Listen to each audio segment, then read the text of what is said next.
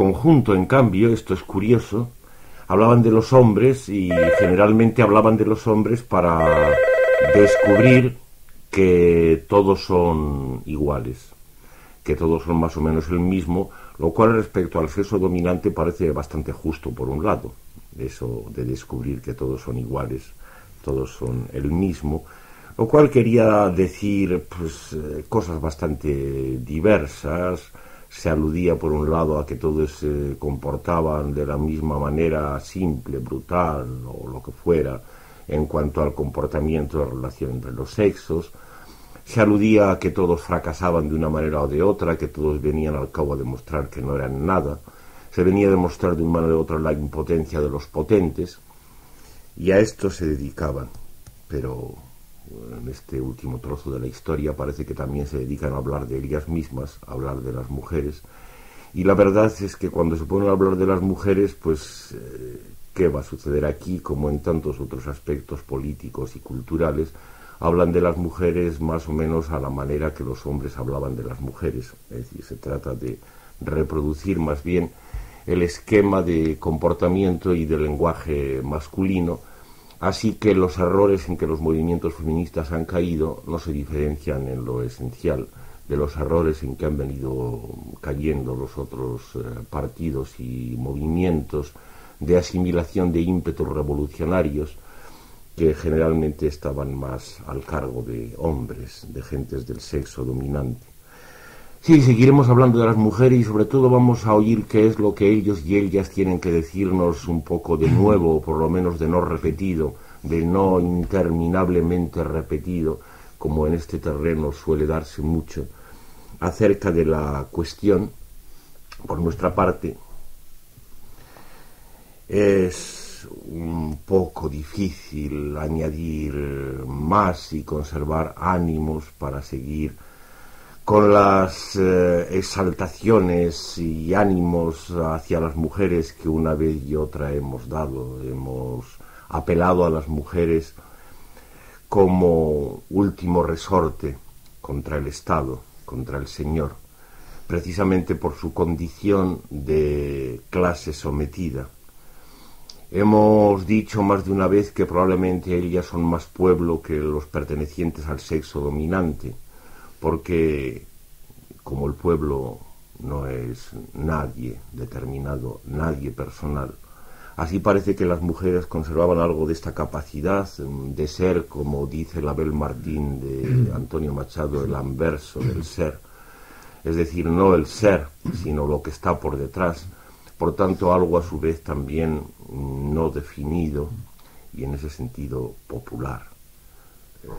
Imagínese, entre paréntesis, el error de las actitudes que justamente se dedican a definir esto que era lo indefinido.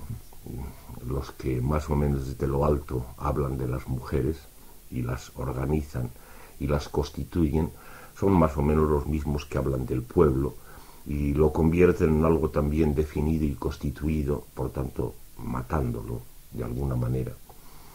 Hemos hablado bien muchas veces de las mujeres, hemos hablado de no solo la desnudez, la relativa falta de pelo de las mujeres, sino hasta la especial gracia de su culo especialmente redondo y empinado como un testimonio de alejamiento mayor de la animalidad para aquellos que ponen el progreso en esto de alejarse de la animalidad. En fin, nos hemos hartado de apelar a las mujeres y de vez en cuando hablar también de las mujeres, guiados por esta especie de enamoramiento común que está por debajo del corazón, yo creo, de cualquier hombre. Y la verdad es que acabamos por estar un poco cansados porque las voces de ellas, especialmente las voces más gritonas, o sea, las voces de las más organizadas y las más decididas a presentar un frente de lucha en los varios movimientos feministas, no son precisamente voces que contribuyan a animarle a uno mucho. Es decir, parece que ellas participan con los otros dirigentes, con los otros ejecutivos del sexo masculino, en esta especie de traición a la indefinición, a esa libertad que podía haber en la indefinición y en lo popular, y por el contrario que contribuyen a conformarlas en clase determinada, a definirlas, a establecer comportamientos y en definitiva a ponerlas a luchar en la escalada del poder, de la ocupación de los cargos, de tal forma que les parece la gran conquista llegar a hacer más o menos las mismas tonterías que los hombres del sexo masculino se han pasado haciendo todo lo largo de la historia.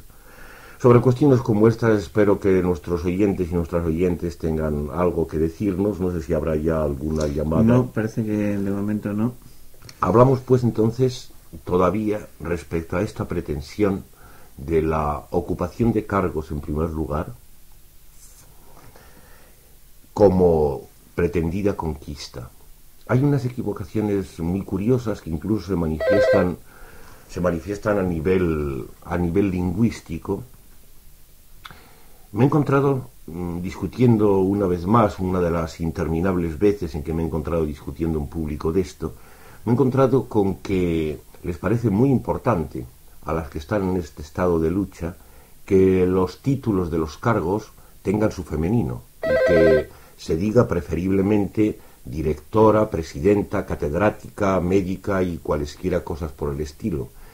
No sé si se han parado muchas de ellas y muchos de ellos, de los que participan de esta actitud, a considerar que aun desde su punto de vista de la conveniencia de trepar en las escalas del poder, esto de la feminización de los nombres de los puestos es muy dudoso que sea un paso adelante, que sea una conveniencia o un éxito.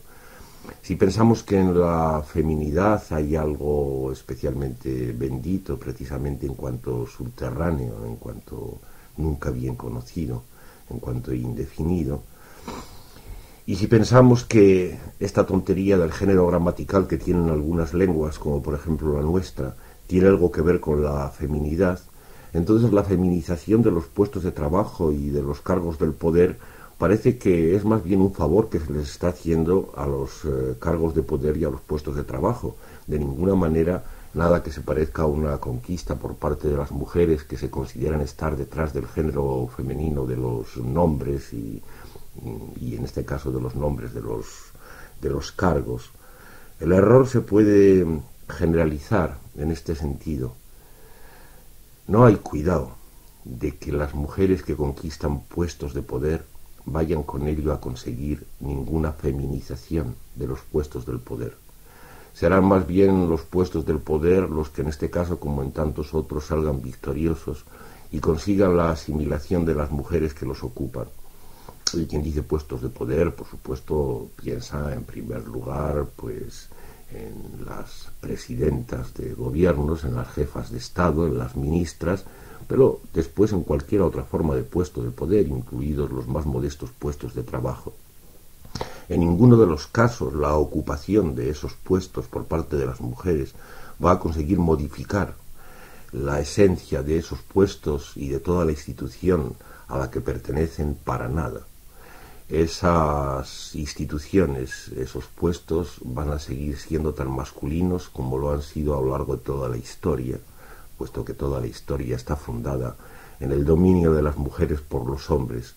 De forma que entonces las mujeres no aportarán nada nuevo en el poder, lo confirmarán.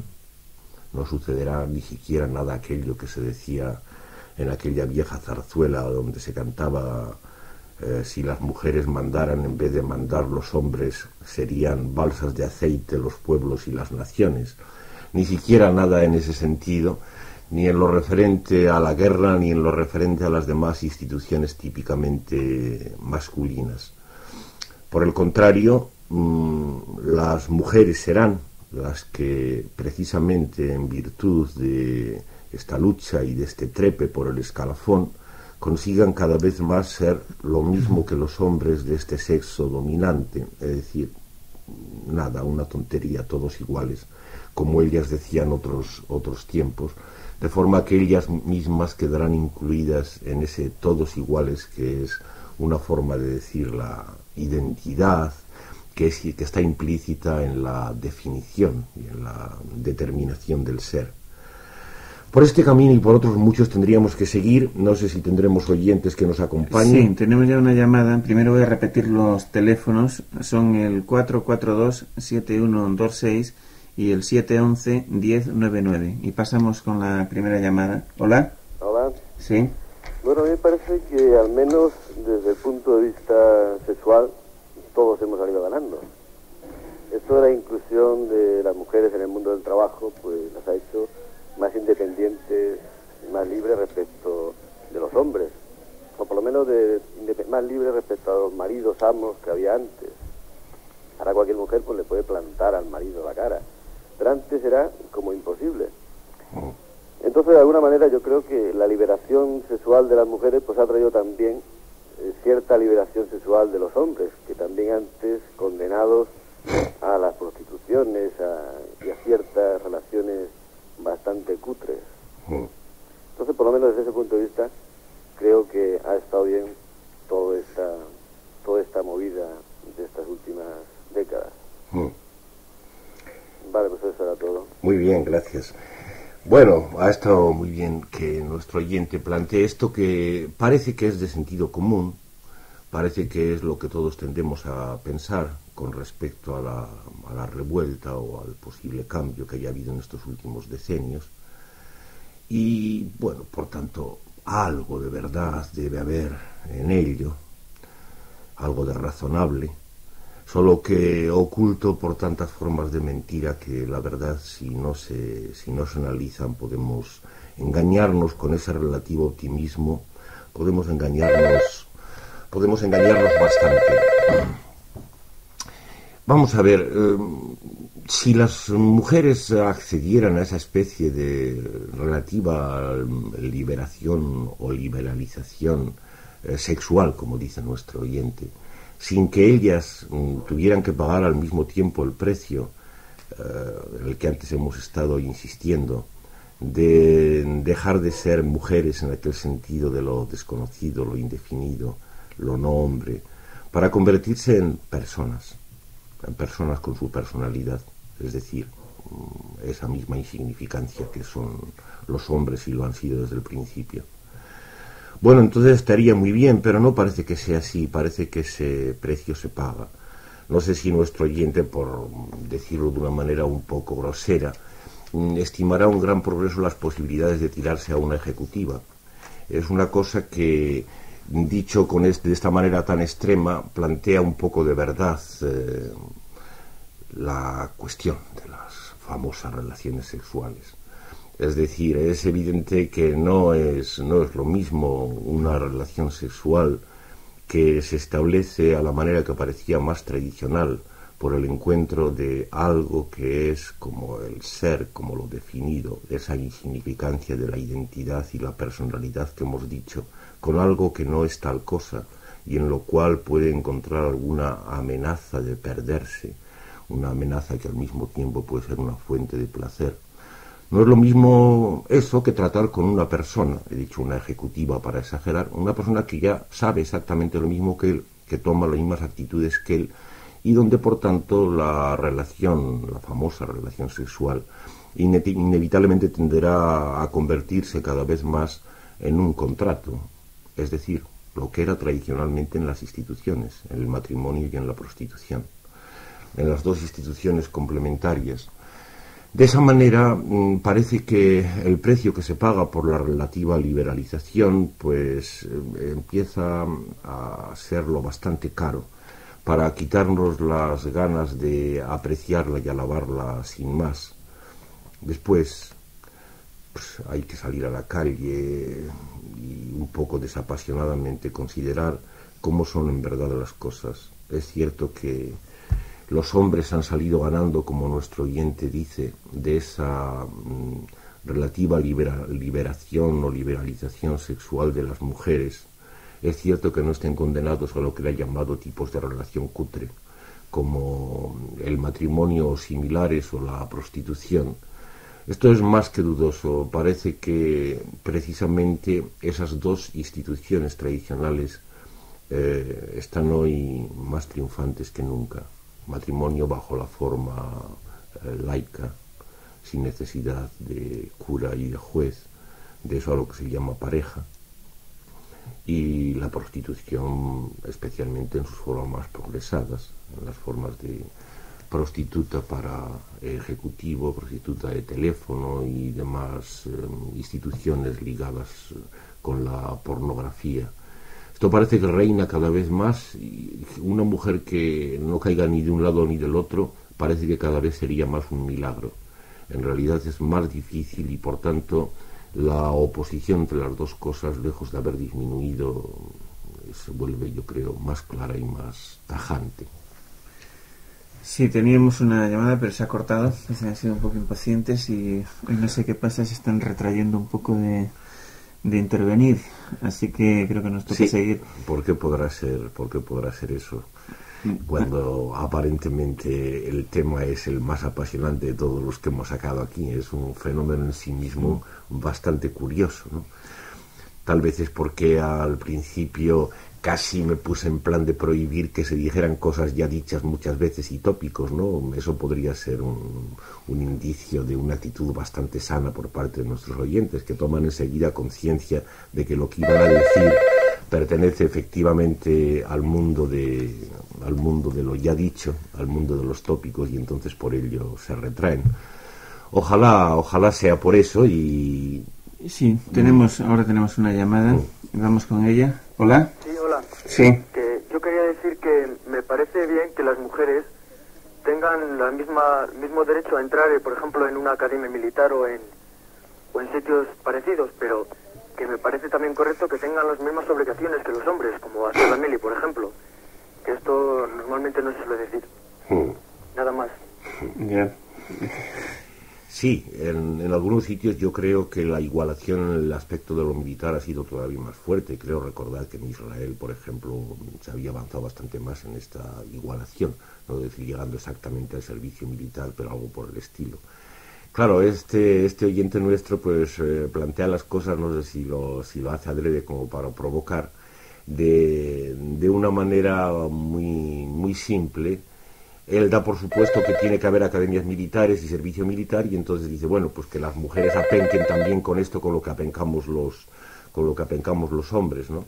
Es decir, es una especie de deseo inverso, por así decir, de un contradeseo, porque por supuesto yo creo que eso a lo que llamamos aquí deseo y que contraponemos a la voluntad de cualquiera, hombres o mujeres, es que no haya ninguna cosa de esas. No reconocemos que esas instituciones típicamente masculinas tengan que estar ahí, y desde luego pues recibimos con más que desaprobación, profunda tristeza, el que muchas mujeres, o unas cuantas por lo menos, se apresten a servir a esas instituciones y por tanto a confirmarlas en su estatuto y en su aparente necesidad. Sí, tenemos dos llamadas, yo creo que las vamos a pasar las dos, si te parece. Tal vez, sí. O según como vayan. A ver, hola. Hola. Sí.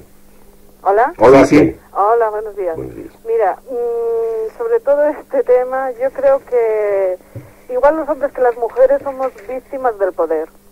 Y el poder, pues como tal, nos interesa, nos utiliza como le interesa. Y yo, por ejemplo, yo estoy en contra de la policía, del ejército y de todas las historias estas, ¿no? Entonces me da igual que sea un hombre que tenga un pene o que sea una mujer que tenga una vagina. Es que me da exactamente igual, para mí son iguales. Y bueno, yo creo que todo el mundo tendríamos que buscar un poco, o sea, nuestra libertad y de nuestro propio interior, no el tener un poder en un puesto, mandar o no mandar, que eso es lo de menos.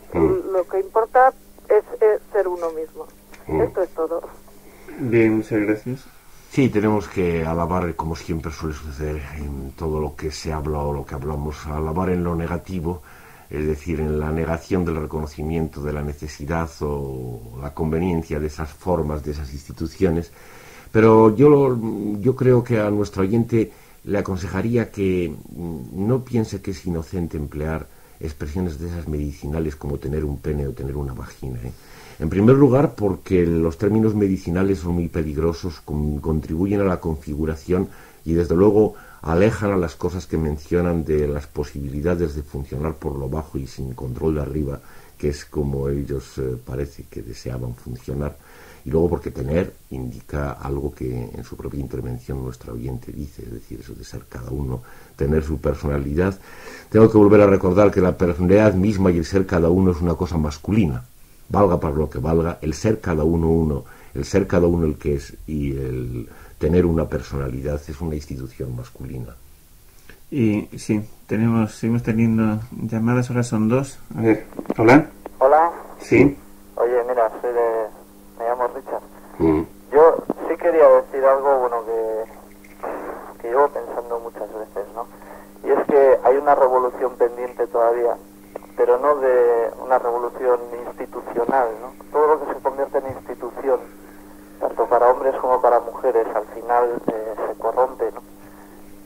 Entonces, yo pienso que así como el anonimato es la única forma de lucha que es efectiva, porque no se recibe nada a cambio. Cuando alguien lleva una lucha personal de mejorar su mundo más inmediato, no tiene por qué esperar nada a cambio. Y eso en las mujeres, antes de institucionalizarse como estamento, como mujeres, me parece que, bueno, sugiero que es más correcto llevar una labor personal con los hombres o sin ellos, individualmente, porque no se piensa con el aparato genital, se piensa con el cerebro, y el cerebro lo tienen hombres, mujeres y todo eso. Bueno, era un poco esa idea, sí, ¿no? Quería lanzar ahí. Sí, bien, pues muchas gracias. Hay que dejar ahí oído, nuestros oyentes lo han oído y lo retienen, todo lo que nuestro oyente ha dicho respecto a la alabanza del anonimato como única forma, él dice, de lucha posible, puesto que no se recibe nada a cambio, no entra en el trato comercial. Todo esto me parece muy lúcidamente dicho. Después tal vez él tiene también un poco de lío, porque a esa especie de lucha luego la llama personal, y no sé si se da cuenta de que la persona no es más que su nombre propio, es decir, que está contradiciéndose un poco con lo del anonimato. Una persona, en cuanto a ente real, es su nombre propio, no es otra cosa. Anonimato se referiría más bien a esa cosa que no sabe lo que es, a la que hemos aludido a veces como pueblo y a la que estamos aludiendo hoy como mujeres, en cuanto que no se sabe lo que es. Sí, pasamos otra llamada. Hola. Hola. Sí. Buenos días. Mira, yo como perteneciente a ese género dominado que se llama las mujeres, lo que puedo decir es que parece que estáis contraponiendo dos posturas que son igualmente desaconsejables para el trato posible y vivo con las mujeres. Bien está que las mujeres no estamos de acuerdo en general, y menos yo, en formar parte de la policía, la Guardia Civil, los ministros y toda la superestructura, pero desde luego es igualmente dañino para la vida de las mujeres el encasillarla en el lado del misterio, de la naturaleza, de la reserva de lo irracional, que se parece mucho a la postura de los famosos padres de la Iglesia, en los cuales parece ser que la mujer representaba lo natural, incluso menstruaba como los animales hembras, y en última parte representaba al demonio.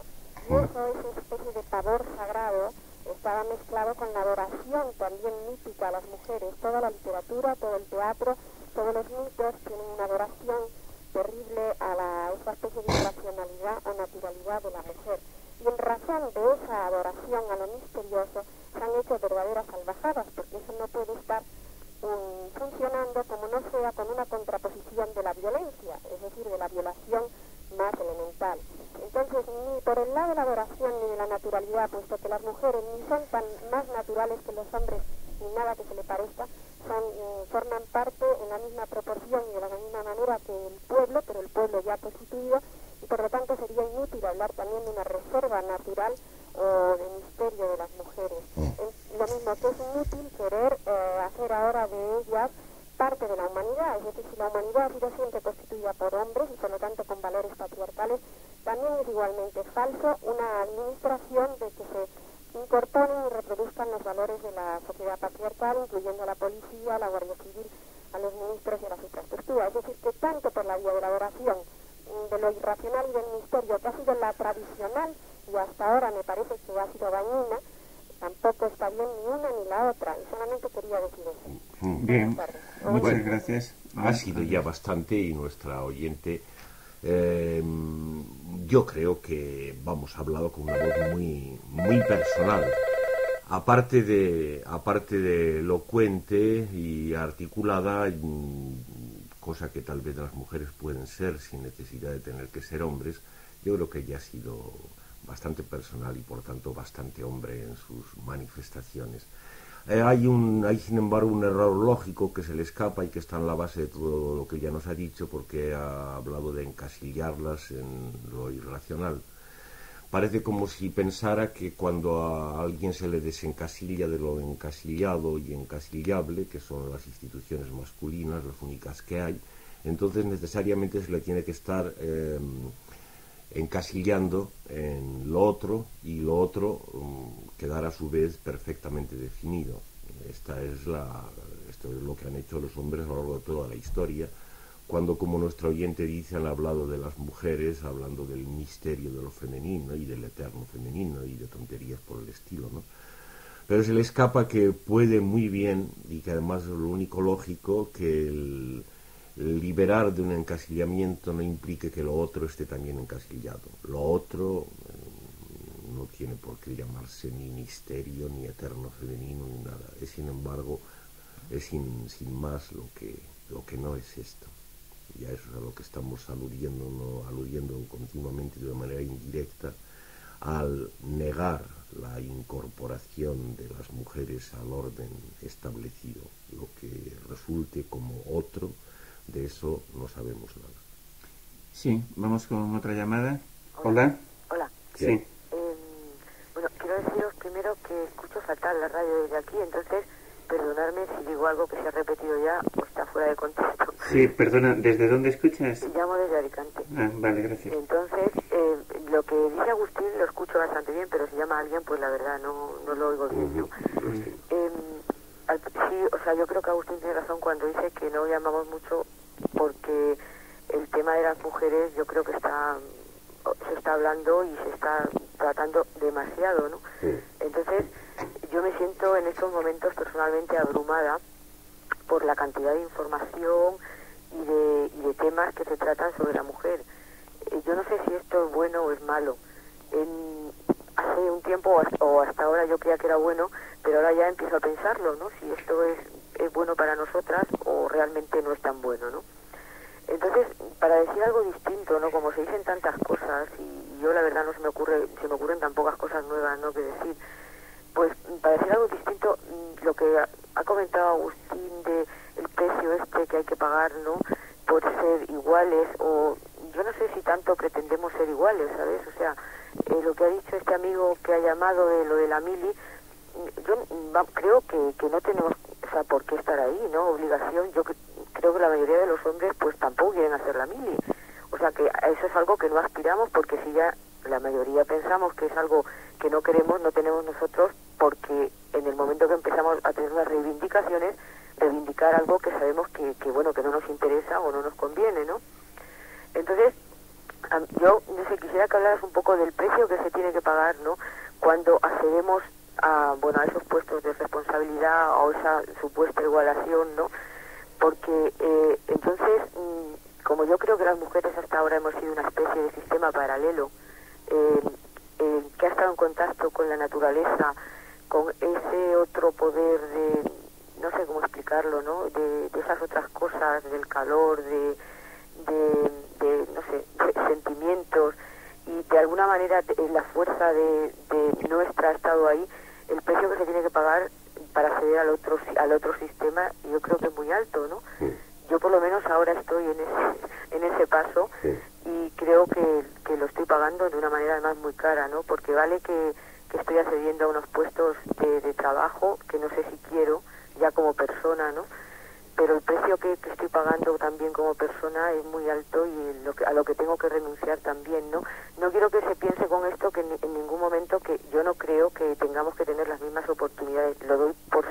por supuesto, ¿no? Sino voy a esto que se queda ahí, ¿no? Que es lo que vamos a perder, ¿no? El contacto con los niños, con la... no sé explicarme bien, ¿no? No sé si me entendéis. Sí, perfectamente. Esto es lo que quería decir un poco, ¿no? Que si hemos sido un poco los guardianes de este otro poder o de estas otras cosas, yo creo que tenemos mucho que decirnos mutuamente, hombres y mujeres, y que informarnos de lo malo y de lo bueno, ¿no? Y que, bueno, que juntos, por supuesto, siempre, o sea, hombres, mujeres, niños y todos, claro, ¿no? Nada más. Muy bien, gracias. Adiós. Así hay unas cuantas sugerencias muy útiles en todo esto. Antes de pasar a lo que nuestro oyente pide, sobre todo respecto a hablar un poco más sobre el precio que se paga, la noción de la igualdad de oportunidades, de poder acceder a las mismas cosas ellas que ellos.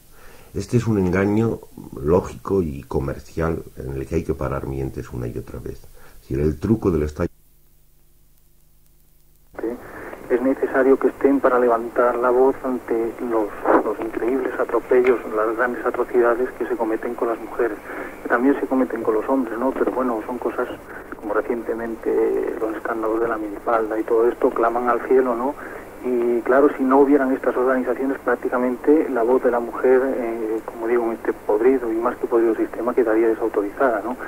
Pero en cuanto a esto, quiero decir que todas las personas oprimidas, hombres y mujeres, sin diferencia de sexo, tenemos un enemigo común que es el capital, y contra él es contra el que hemos de luchar para así un día crear un mundo un poco más libre, o libre, que es el deseo de todos. Nada más, salud. Salud, gracias. Bueno, está bien, efectivamente el enemigo común es el capital, lo que está arriba. Ahora, no hay que olvidar que la historia está fundada en esta diferencia de sexos y que los detentadores del capital en principio son los señores, y que las mujeres más bien eran una parte del material que servía para formar el capital, una forma de riqueza que podía quedar convertida en dinero. De manera que la posición es muy distinta, así que la colaboración no es de quienes se dan la mano desde el mismo lado. Más bien a los hombres del sexo masculino dominante lo que les toca es hacer traición a su sexo. Y para hacer traición a su clase social, desde luego, el principal recurso sería apelar a la otra, a la que no son ellos. Sería muy deseable que las mujeres pudieran hablar como mujeres, no como feministas. Es decir, que pudieran hablar no como hombres, sino de otra manera.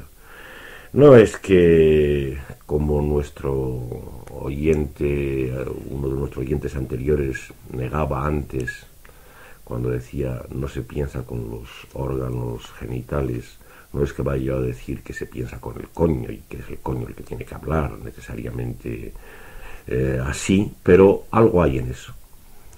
El que sabe hablar es el lenguaje mismo, el lenguaje que es lo único que de verdad es común a hombres y mujeres. Y entonces sería que o el coño o el lenguaje, o las dos cosas juntas, se arreglaran para hablar sin imitar la retórica y los tópicos que los señores, el capital, por tanto, y el Estado han impuesto desde arriba. Es natural que las incitaciones, que los escándalos con los jueces y lo de la minifalda, que recuerdan los oyentes, y todo eso, susciten algún impulso para decir, pues sí, hay que organizar la protesta y dar razón a las que se agrupan para protestar, pero no hay que olvidar que la función esencial de escándalos de ese tipo es la de escándalos, es decir, la de material para los medios de formación de masas.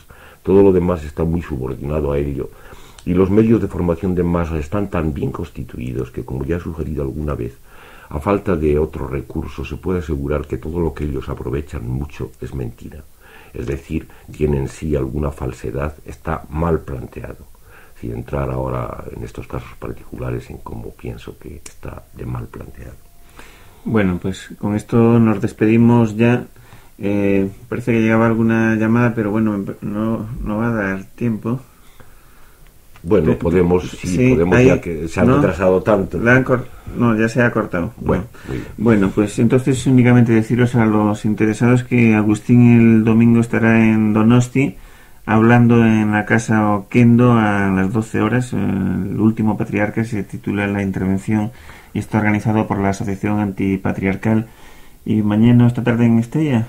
Esta noche en Estella. Esta noche en Estella, bueno, pues... Esta noche en Estella, que ellos han puesto un título, los del Ateneo Libertario, que dice, me parece, afectividad, amor y desamor, que tiene que ver bastante con esto de que hemos estado hablando ahora, sí. Bueno. Y también lo de pasado mañana, claro, también sí. lo de San José y el último patriarca. Vamos a ver qué dan esas corridas de sí. Bueno, pues entonces hasta el próximo viernes, que hablaremos, como no, de la pasión de Jesucristo. Aquí os esperamos. Hasta entonces, salud.